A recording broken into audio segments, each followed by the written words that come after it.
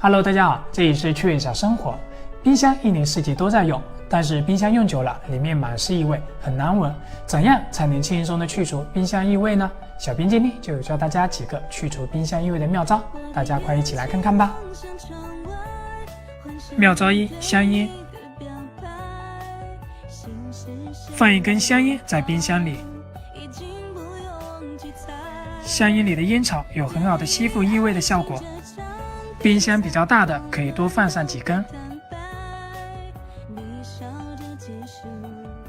妙招二：橘子皮。剥出来的橘子皮不要扔掉了，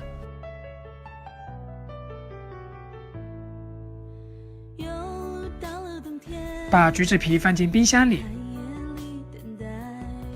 橘子皮的清香能轻松的去除冰箱里的异味。每次打开冰箱，冰箱会有橘子的清香味。妙招三：茶叶。茶叶泡过后不要倒掉，然后放到冰箱里面。泡过的茶叶吸附性特别强，放在冰箱里一晚上，冰箱里的异味就能轻松的去除啦。妙招四：白醋。将白醋倒在碗里，